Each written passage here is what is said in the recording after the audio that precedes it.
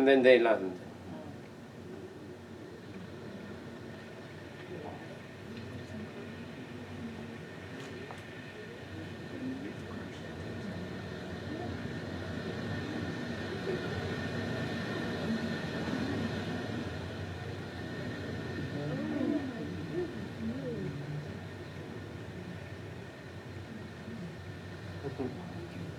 So who's leading that?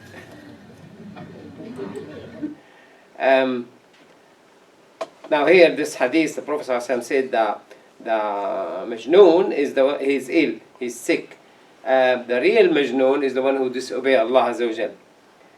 Majnun is the one who continued disobeying Allah Azza wa Jal. So they went into this, what's called quantum biology. They start thinking that you have, because they had an experiment when they throw electron, they use electronic gun, they throw electron through double slit screen, two slits, and they have screen here. They found that the electrons, they don't come into two places, they come into a lot of places, some more than others, and it seems that the electron, which is matter, it behaves like a wave. It's the same with the photon, behave like a wave. Then they start thinking about whether the protein behave like a wave. So they started thinking about it, and they took the birds as one of the proof. And what came to my mind is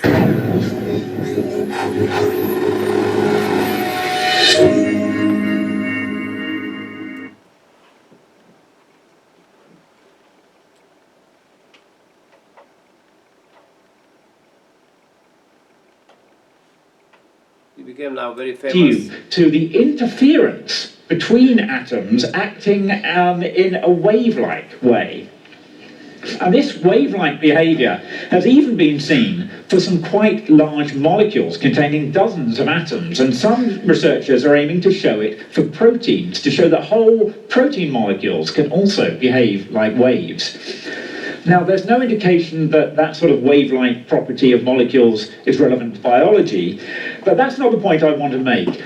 This smeared-out character that atoms and subatomic particles can possess has some strange consequences. It means that in quantum theory, you can't speak of particles like this as having a definite position in space, but only of the probability that they will occupy a particular position in space. And this probability can, depending on the conditions, such as the way you look, can be quite tightly constrained, as it was in the atomic snapshots that I showed earlier, or it can be rather spread out.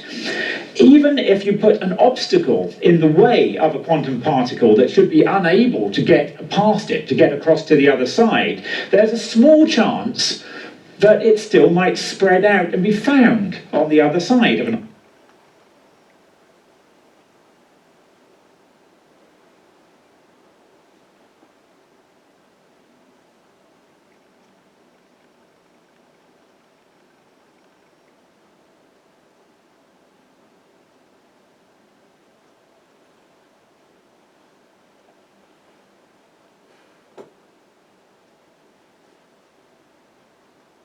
and that's how chemical bonds are formed, by the pairing up of electrons on different atoms. And these electron pairs in a single orbital have opposite spins. That's Pauli's exclusion principle.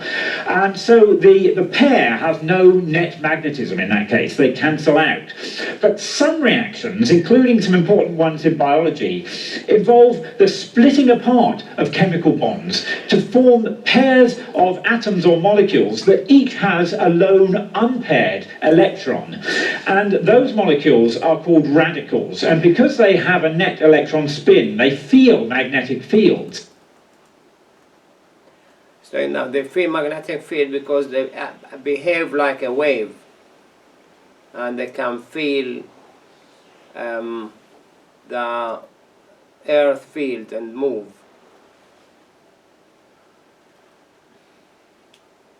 variables, after all, that entangled photons really behave exactly as if spooky action at a distance is real. Now, I need to qualify that statement. First of all, there are various loopholes in the argument that excludes hidden variables from this picture, and that they've only been very recently closed off. Second, entanglement doesn't actually violate special relativity, because it can be shown that although there seems to be this instant correlation between the particle states, its interrelation, we can't establish that in any way that, that transmits the information faster than light. And third, this doesn't amount to saying that this spooky action at a distance is real.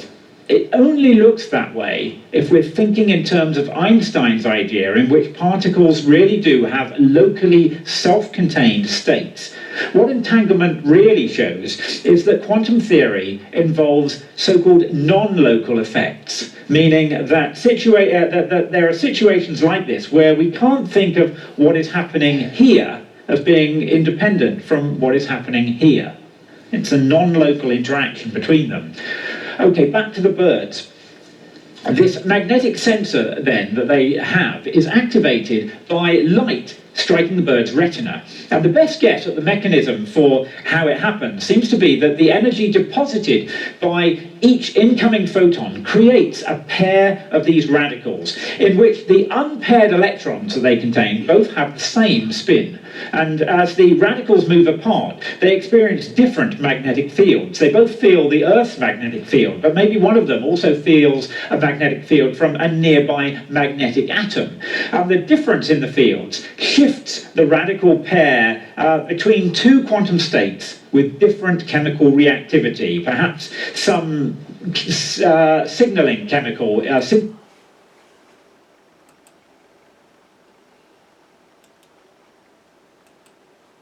Now, the one thing you need to take from that clip, it's actually 1.5 hours, that protein could act like a wave.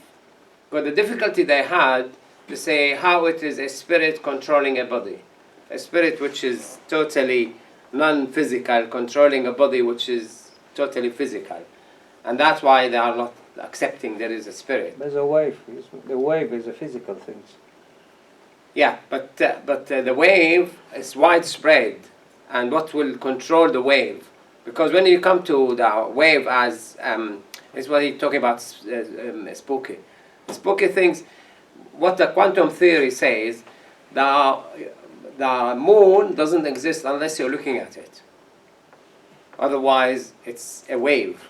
It's not there. It's not physical. It's not. Doesn't exist as a material. When you subject it into observation, it behaves like physical. If you don't do the examination, it acts as in two places at the same time. And entanglement, that these two places could communicate even the other end of the universe. They don't act like physical. They don't follow the relativity theory. They act as if it's beyond the speed of light. So it's not physical. Now, the correlation of mind and body, can it be explained why someone is in sleep and they are having a bad dream, and it's all the dream, physiology is all in brain, but then the body is also experiencing. Yeah. Let me finish this point. Now, this experiment, they've done it to see whether you can yourself affect the behavior of the electrons when they behave like a wave. Can you, as an outside person, you concentrate? So what are they using?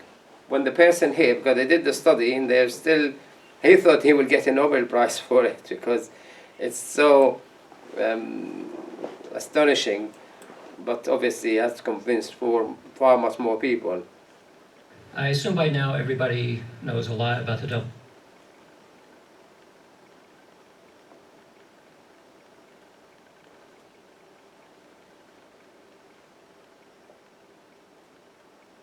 With looking at the power spectrum.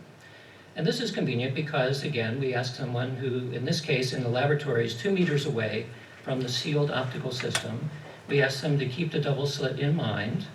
And then the measurement is very simple. We predict that if observation is doing something to the interference pattern, that the double slit component of that interference will go away. Or at least it'll go down. In addition, because this is an abstract task, the double slit is... Now what he is talking about here, the double slit, when you throw the electron, it behaves, beyond this, start behaving as a wave. Start behaving like a wave, and it lands here as a wave. So if you have wave, and this wave amalgamate with each other, you get either a bigger wave or down, thrust down there. So that's the atom here, the electron here, which is physical matter, behave like a wave here.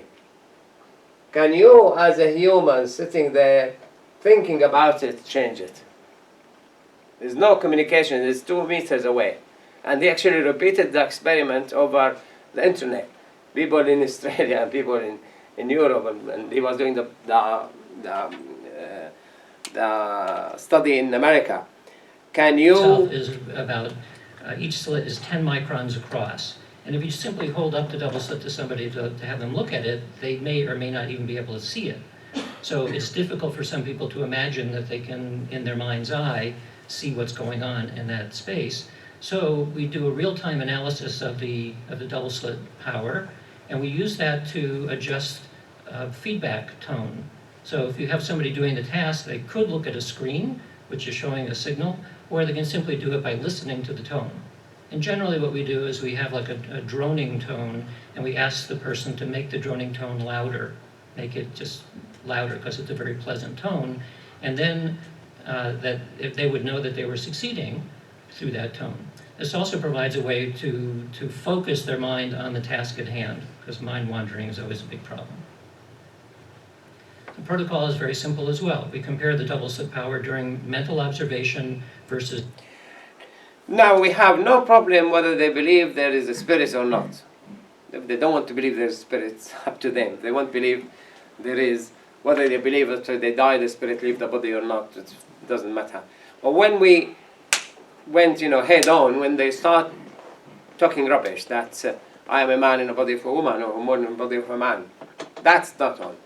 Either you are a materialistic, or you are dual, you have spirit and body.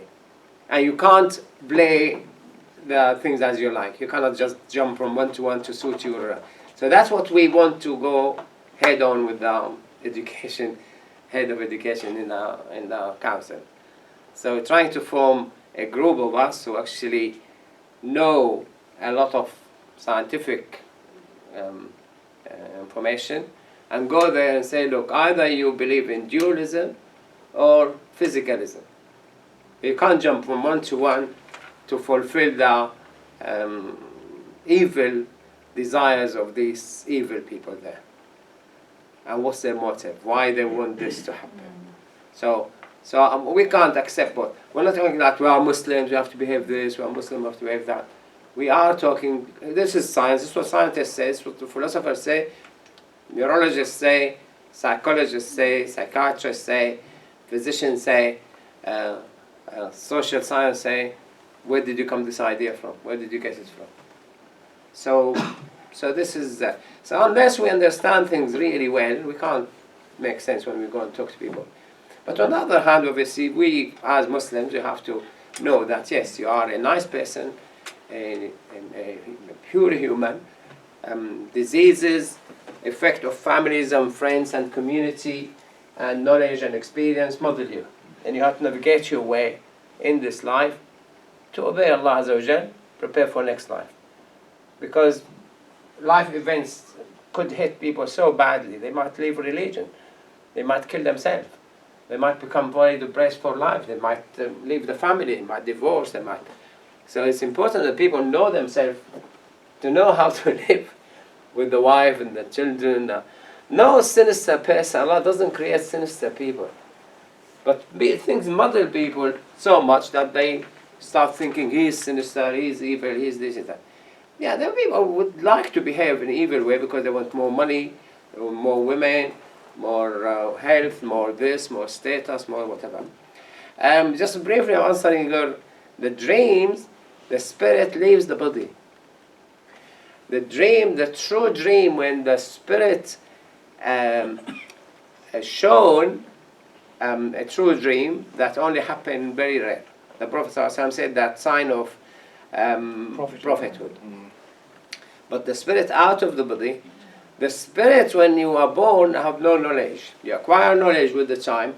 The knowledge, it seems there is some interface between the body and the spirit. It seems once you die, your spirit already have all the information from the body. But when you die, all the cells contain the memory go. Or one person become demented, all the information go. Allah Azza wa Jalla said, ثُمَّ يُرَدُّ إِلَىٰ أَرْذَلِ الْعُمْرِ كَيْ لَا يَعْلَمَ مِنْ بَعْدِ عِلْمٍ شَيْئًا. Then he will develop age to the worst age, أَرْذَلِ الْعُمْرِ, the ugliest age. So he will know nothing after he was professor in whatever. So I saw a professor in mathematics, he doesn't know how to add 2 plus 2. Lost all the knowledge. But the spirit is intact. But the spirit cannot use the body to communicate. You need the body to communicate. When the Prophet ﷺ went to the grave and he spoke to them after Badr, he said, haven't you seen what Allah promised you, right? I have seen what Allah promised me, right? Have you not seen? And Umar ibn Khattab said, how are you talking to them? They can't hear. He said, you can't hear better than them, but they cannot reply because they haven't got the body. You need the body to communicate. And that, when Allah brings the spirit to the body, the spirit comes with all the knowledge. And in fact, also, Allah will install in your brain the locations in paradise. وَيُدْخِلُهُمُ الْجَنَّةَ عَرَّفَهَا لَهُمْ. He will enter paradise. You already know your way in paradise. Don't need a navigator. Don't take your navigator with you. It's yes. Any questions? Any? It's very quick. It's about the point at which the spirit is. What you were saying earlier. There's the spirit and the physical. Spiritualist, yeah. Dual. At the point that the point that person dies is when the spirit leaves the body. Yeah. So there's a physical body. Now, could there be a case where a person is perceived medically dead, and the spirit hasn't left or has left? For example, I've heard of these situations where near-death experiences, people have been revived, they've been perceived dead. Oh, you wrote a thesis on this. What happens in that Answer case? him about that. I mean, there's a confusion. In hospitals, when somebody dies, they leave them on the ward for 2 hours before they move them to the mortuary, just in case, although they declared dead by the doctor who came and did the physical exam, but in spite of that, they keep them for 2 hours on the ward, and then they move them to the mortuary after that. And that 2 hours is enough time? 2 hours. This is why Muslims who rush the person to the grave very quickly should wait for 2 hours. Like Jaib? Medically, there's death is defined when the brainstem dies. Yeah. And there's no recorded case of anybody. So in this country, you're dead when you permanently and irreversibly lose consciousness, and when you permanently lose the ability to breathe spontaneously. And both of those things happen when your brainstem dies. And there's no recorded case of anybody, coming back to life or. So these horror stories here about coffins being open, having scratch marks on them, they're awful. Those don't have brainstem dead. They're not brainstem dead. You have. And there's no recorded case of anybody coming back to life after 5 minutes of asystole, of the heart's permanently stopping after 5 minutes. But would they say without revival, without superiority. Well, thank you. You've got rid of one of my fears. Usually they say, I've discussed it with other friends, because according to Quran, the idea is that when you die, the spirit is taken away. If you're a bad person, you will have a conversation with the angels, and you will be asked. But I have read in magazines and all that, the near-death experiences. Apparently, it's really, really nice that light at the end of the tunnel, you're meeting people, and they are not Muslims. So what did you find out? We hear this. I mean, a friend of mine, he was dying, and his friends came to visit him and said, you know, we are going on a picnic. And he said, no, I can't move. No, you have to come with us. I can't move. Then he said, no, if you go. And he went with them. And they were already dead. Yeah. So they came to take him, and they went on. The story which happened in our village, in our side of Damascus, we had somebody who died, and his spirit went up, and the angel said to the other angel, he said, no, not this one, it's not his neighbor. So they brought him back to his body, and his neighbor died. They heard shouting from his neighbor. Now, all these, in medicine, he is not brainstem dead. And we only take as valid if something comes in the Quran or the strong Sahih Hadith. Otherwise, you can't, it could be a story, it's his experience, we don't nullify it, we don't reject it, but we don't make it part of religion. Just what happened in Islam. What happened in Islam, two types of death, either he's killed instant death, or it's prolonged death. Killed, the Prophet Allah Azza wa Jalla said, وما محمد إلا رسول قد خلت من قبله الرسل أفإن مات أو قتل انقلبتم على أعقابكم. Muhammad is just a messenger died before him. If he gets killed, all dies. So people die in two ways, either sudden death, or they die slowly over minutes or hours or days or whatever. But we keep insisting. The thing is that frighten them. If I die, is there anything will remain after I die? That's what frightened them. And we frighten them that my soul's still there, I'm still there, I'm not dead. Because he said in the death part, once you're dead, you're gone. You're not experiencing death because you're not there. You're not experiencing death because you're not there.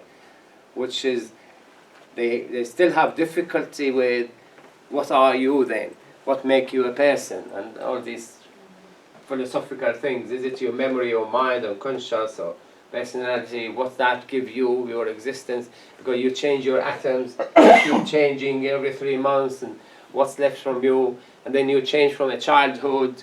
When you are older, you're different, and then you get older, you become also different. Personality change. We have in Islam, obviously, we touched in the course on 23rd of December, that's the personality mature. That we call the nafs al-ammara bis-su', would be like, inclined to do bad things, and then al-lawama, the nafs will blame itself for doing wrong things, and then nafs al-zakiyya, purify your soul, and then you move into nafs al-mulhama, start accepting, what Allah inspire you to do. The angel bring good ideas and things, you follow it, and you become nafs al-mutma'inna, satisfied now. And the time of death, you should be at the nafs al-mutma'inna. So when you die, you go at nafs al-mutma'inna, Allah will say, irji'i ila rabbik, you will go back to your Lord, radiyatan, you accepting, and mardiya, you are accepted. You're accepting it. So you mature as a person by purifying yourself. ونفس وما سواها فألهمها فجورها وتقواها قد أفلح من زكاها. So you purify your soul until you become النفس المزكاة. But it's still the soul. Still the soul progress to be at a higher stage. Obviously, you take by seeing the creation of Allah Azza wa Jal, by hearing the message from Allah Azza wa Jal in the Quran, by talking to people, and then you progress. You go to the highest. Yeah. Just in relation to the point about the body changing after 3 months, you're a new person, there's no way of identifying you. But aren't our fingerprints an identifier for each person? Our fingerprints. If somebody lost his arms, his fingers, does he lose as a person? How would you know? Yeah. All the memory, genetic fingerprinting, but even that is still physical. We're talking about physical. I'm talking about the body explanation. Yeah, for the DNA is a physical existence. Yeah. Yeah. So he's saying like a deceased, you still have the same DNA. Is he a person? But we say no. He's bring the body. Where's the deceased? No, Where but is the coffin? But Allah says that we will create you even to the tips of, even up to your fingertips. Something like that, isn't it? The بلا translation. قادرين على أن نسوي banana. Yeah. Yeah. You recreate your fingertips. Yeah. Yeah. What about it? So that must be one form of identity. Because isn't they're it? denying that Allah will rebuild the body. Allah saying, yes, we will rebuild the body, even we will rebuild his personal fingerprints. So that's, and banana is the body, not a banana you eat. Banana. We're praying, and I was reading, بلا قادرين أن نسوي banana, and Abada laughed. He was 3 years old or so, 4 years old. He said, why you laughed during the prayer? He said, Allah will bring the banana. He said, no, the banana is just your fingerprints. Sorry. I hope you learned something. And Check one question there. Yeah. One more question. Yes. You know, I don't know if this is true, but when you die, they say that, you know, that the tip of your tailbone, is that what... the Prophet ﷺ said, the things which will not disappear, will not rotten, is the tip of your sacrum bone, and that will not even burn and things. Is that the, and is from that it, called the Allah coccyx? will build you up. The coccyx or something. Yeah, the end of it. Yeah, but the thing is that we wouldn't... the unique identifier for each person in essence, because we're going to be brought back from that. But it's not the body we're saying. Allah Azza wa Jalla said, وَإِذَا النُّفُوسُ زُوِّجَتْ. When the bodies meet the soul and unite. The soul doesn't die. The body dies. The soul doesn't. It stays in Alam al-Barzakh. The day of judgment they will unite. And then face the questioning. What we will do next week, inshallah, if you come, whoever comes, we have to go through how this LGBT develop in people from our experience, and then what Islam did to protect us from going through the wrong way, and then how can we address it, talking to non-Muslims and talking to schools and talking to the education department. And then the following Sunday we have this think tank. We need to put a plan. The idea, when we go to talk to the head teachers and the head of education, we need to have enough scientific knowledge and enough clear mind and know the harm they're going to cause, and see if we can make at least locally some changes. But this is one of the topics. So based on what you said, you know, if you are a non-believer or non-spiritualist, and if you believe in materialistic, scientifically you can prove whether you are a man or a woman by looking at your chromosomes. So yeah, if they are materialist, then whatever the body shows, so based on your a boy or a girl. Yeah. If they're dualist, they believe in the spirit have no gender. They're lost situation. They cannot win either way. Okay, so I understand if you're a spiritualist, it's fixed. You know, it's fixed, no gender. It's fixed, not gender. If you are a physicalist, then whatever appear, he's boy, he's a boy. Don't tell me he's a girl in the body of a boy. Yeah, and you can prove that through their chromosomes. Yeah. Yeah, because if you listen. Yeah, XY and XX. Yeah. So they want to. They're evil. Those who bring these ideas, they're evil. Well, that's Allah destroyed them. Allah sent Jibreel, took them up. So that's how the philosophers who keep saying your identity will change over time. Because they are lost. They are not accepting dualism. But they keep saying, but they can't, you know, they try to say, oh, you is your memory, you is your mind, you is your conscious, you is your personality. But you is the spirit. The body is it's irrelevant, because the body could have all sorts of wrong upbringing. So, Dr. Imam, can we label this also as a psychiatric or mental illness, not accepting the facts, the clear facts of someone? What's that? If you are posing a full dialogue based on scientific evidence, like this spirituality and still the people inside out, they know it, but still they are choosing not to go for it, and they are choosing to do against it. Yeah, we are instructed by Allah Azza wa Jalla, even things we like drinking alcohol. Yeah, People enjoy it, but Allah said don't drink, I won't drink. Eating pork, people enjoy it. Allah said haram, we don't do it. The same. Homosexuality, lesbianship is adultery. It's the same like, somebody sleep with somebody else's wife or husband. It's haram.